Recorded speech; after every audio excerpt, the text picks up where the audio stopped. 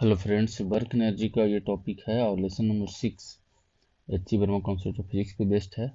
तो आज के इस वीडियो में जो मैं आपको बताऊंगा वो है potential energy of A compressed और एक्सटेंडेड स्प्रिंग। स्प्रिंग में पोटेंशियल एनर्जी को कैसे डिफाइन करेंगे, हम इसके बारे में बात करेंगे। लेकिन सबसे पहले मैं इस पूरे वीडियो में आपको बताना चाहूँगा कि वर्क एनर्जी थ्योरम को एक बार आप रिवीजन कर लें।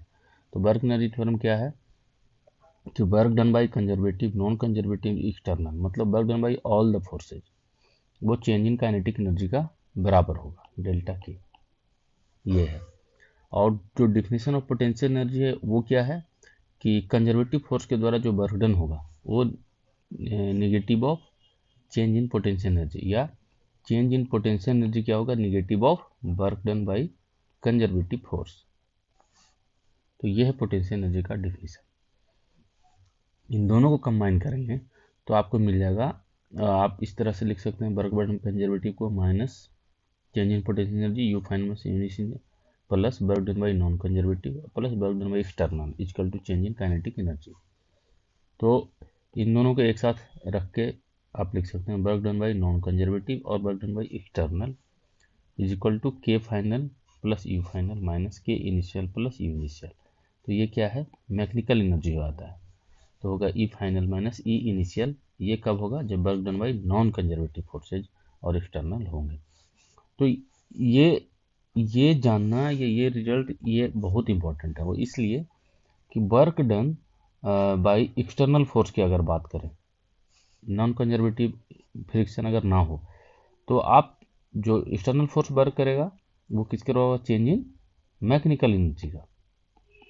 ये ध्यान में रखना। और जो वर्क डन बाई कंजर्वेटिव होगा वो चेंज इन पोटेंशियल एनर्जी का, वो भी negative change in potential energy. तो इसको ध्यान में रखना बहुत जरूरी है। अब स्प्रिंग का जो केस है, तो इसमें हम क्या करेंगे, नॉन कंजर्वेटिव यानी फ्रिक्शन लेस सरफेस लेंगे।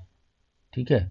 फॉर स्प्रिंग ब्लॉक सिस्टम हम एक लेंगे। यहाँ पे क्या हमारा ब्लॉक है और ये स्प्रिंग है, स्प्रिंग कांस्टेंट जिसका के है। ठीक है। नेचुरल लेंथ एल नॉट है और एक बॉल के साथ हमने एक एंड को फिक्स रखा है, दूसरे एंड पे ब्लॉक है।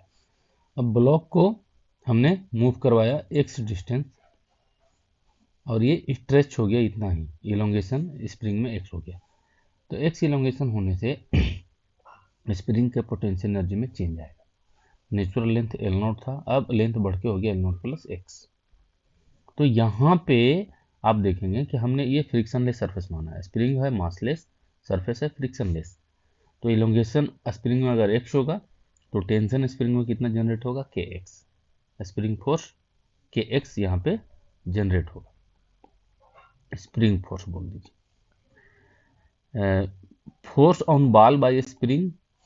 अब अगर बॉल का एफबीडी बनाएंगे और ये इलोंगेशन हो गया, तो जब इलोंगेशन होता है तो स्प्रिंग क्या करेगा, अपने नेचुरल लेंथ को गेन करना चाहेगा। तो अब इस तरफ कॉन्टेक्ट में ब्लॉक है तो ये स्प्रिंग चाहेगा कि ब्लॉक भी इधर आ जाए। इधर में बॉल है तो स्प्रिंग चाहेगा बॉल भी इधर आ जाए। तो जब स्प्रिंग वॉल पे फोर्स लगाएगा पॉजिटिव एक्स में, स्प्रिंग ब्लॉक पे लगाएगा निगेटिव एक्स में। तो ठीक इसके उल्टा आप देखिए, वॉल स्प्रिंग पे किधर लगाएगा, निगेटिव एक्स में, और ब्लॉक स्प्रिंग पे फोर्स लगाएगा पॉजिटिव एक्स में। ठीक है। तो force on ball by spring के एक्स होगा और force on block bye spring वो भी के एक्स होगा। तो जब हम स्प्रिंग का फ्री बॉडी डायग्राम खींचेंगे तो इस तरह के इस पे दो फोर्स लेंगे, एक बाय वॉल और एक बाय ब्लॉक। अब जो बॉल है, बॉल का तो कोई मूवमेंट है नहीं, इसका मतलब इस फोर्स के कारण कोई वर्क डन नहीं होगा। लेकिन ये जो ब्लॉक पे लगा के एक्स, इसके कारण ब्लॉक का मूवमेंट है, ब्लॉक आगे की ओर गया था। ठीक है। तो ये फोर्स लगाया ब्लॉक और ब्लॉक मूव भी इस डायरेक्शन में किया है। तो यहाँ पे स्प्रिंग ब्लॉक सिस्टम का हम टोटल एनर्जी यहाँ पे बात करेंगे। तो एक्सटर्नल फोर्स हमारे पास क्या हो गया, एक बाई बॉल और दूसरा बाई ब्लॉक, और दोनों का मैग्नीट्यूड कितना होगा, के एक्स। डायरेक्शन दोनों का अपोजिट होगा।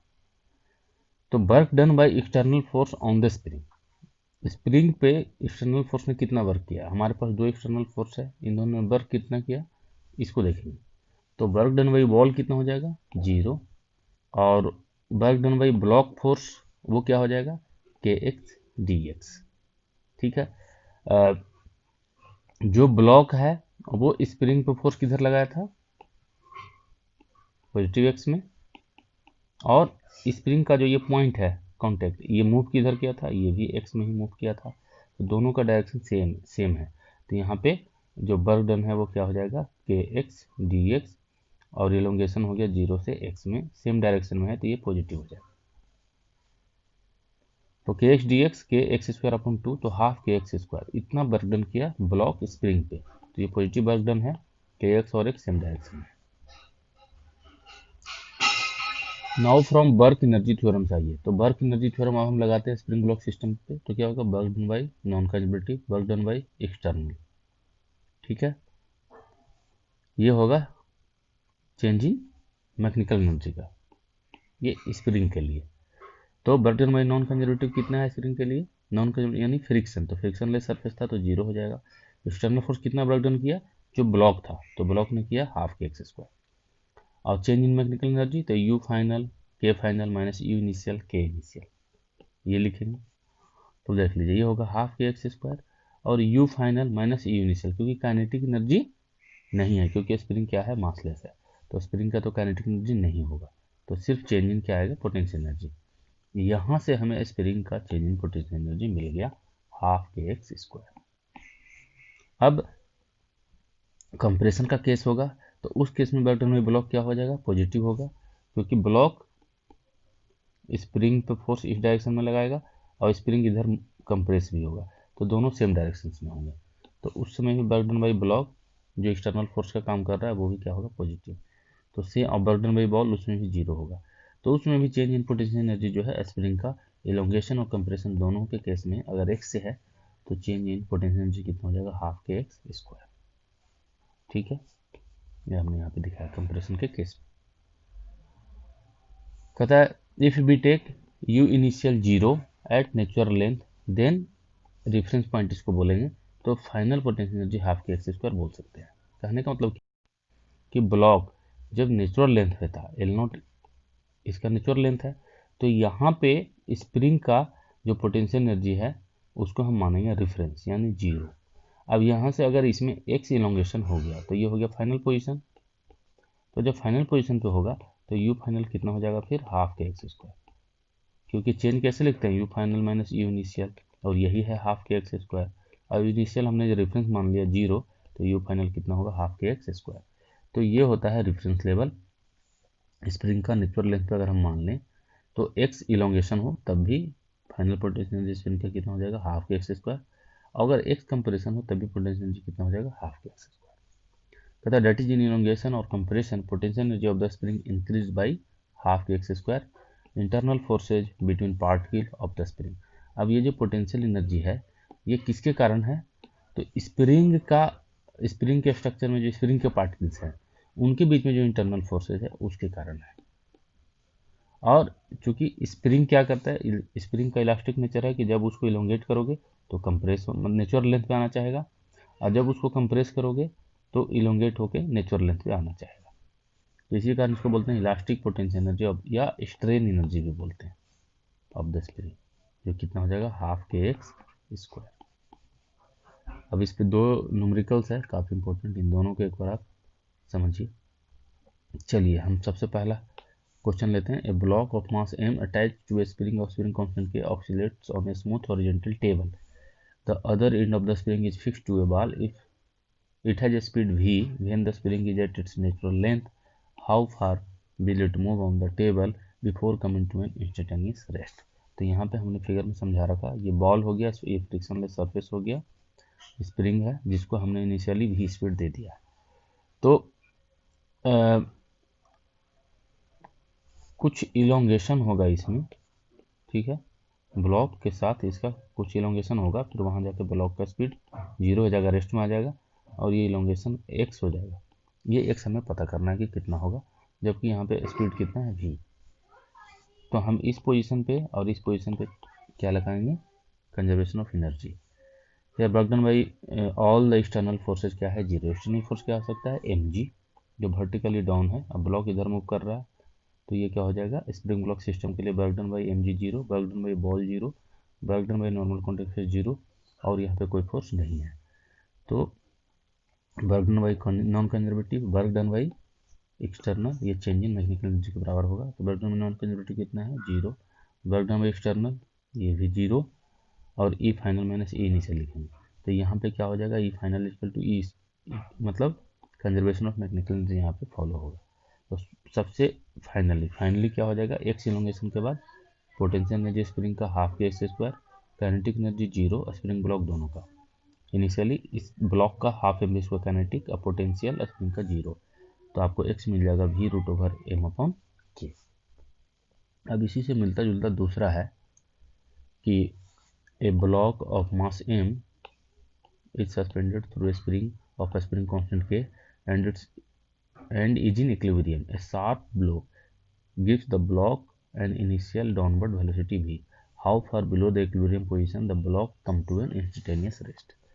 तो पिछले जो क्वेश्चन अभी हमने किया न्यूमेरिकल उसी से मिलता जुलता है। तो जब इक्विलिब्रियम पे होगा हमारा ब्लॉक और स्प्रिंग सिस्टम, तो ऑलरेडी इसमें कुछ ना कुछ इलोंगेशन रहेगा, मान लेते हैं एक्स नॉट। तो वो एक्स नॉट कितना हो जाएगा, k x naught equal to m g, x naught equal to m g upon k. Block plus spring plus earth, इसको हम सिस्टम में लेंगे तो टोटल मैग्नेटिक एनर्जी क्या हो जाएगा, कंजर्व होगा from equilibrium to instantaneous rest position में। तो इनिशियली स्प्रिंग का देखेंगे पोटेंशियल, ब्लॉक का पोटेंशियल, काइनेटिक एनर्जी ब्लॉक का, फिर फाइनली यही। तो इनिशियली देखिए स्प्रिंग का कितना हो जाएगा, half k x not square, चूँकि ऑलरेडी एक्स नॉट से वो क्या था, इक्विलिब्रियम में इलोंगेटेड था। अब ब्लॉक का पोटेंशियल एनर्जी 0 मान लेंगे, और जहाँ पे स्प्रिंग ब्लॉक सिस्टम का इक्विलिब्रियम पोजीशन है हम उसी को रेफरेंस पोटेंशियल मान लेंगे 0, और हाफ एम वी स्क्वायर, क्योंकि आप यहीं से शार्प ब्लो भी से दिए थे तो ब्लॉक का हो जाएगा half m v square. Finally spring का क्या होगा potential, half k x naught plus H.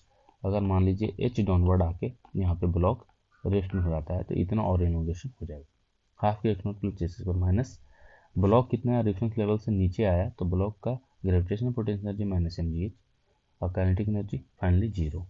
इसको जब सोल्व करेंगे सारे वैल्यू रख के तो हमारे पास आ जाएगा, फाइनली देखेंगे तो ये आ जाएगा h square equal to m by k v square, मतलब h equal to v root over m by k. तो आप देखिए पिछला न्यूमेरिकल इसमें भी आंसर कितना आया था, कितना एलोंगेट हुआ था, v root over m upon k. यहाँ भी कितना आया, v root over m upon k. अंतर क्या है कि यहाँ पे स्प्रिंग में टोटल इलोंगेशन कितना हो जाएगा, x naught plus h, x naught कितना था, m g by k plus v root over m upon k. ये टोटल इलोंगेशन स्प्रिंग में हो गया, लेकिन इक्विलिब्रियम के बाद कितना हुआ तो वो एच कहलाएगा, वो एच ये है। और टेबल पे जब हमने रखा था तो उस समय भी नेचुरल या इक्विलिब्रियम से कितना इलोंगेट हुआ था, v root over m upon k. तो यहाँ पे टेबल वाला ही कॉन्सेप्ट आप इसमें अप्लाई कर सकते हैं। ध्यान रखना है कि जो नेचुरल लेंथ है वो हम क्या मान लेंगे, एल प्लस एक्स नॉट, और ग्रेविटेशनल फोर्स को नेग्लेक्ट कर देंगे, तब आपको सेम यही आंसर मिलेगा जैसा टेबल वाले सिस्टम में मिला था। तो यहाँ पे ये शॉर्टकट आप यूज कर सकते हैं। Thanks for watching, share and subscribe my channel. Thank you.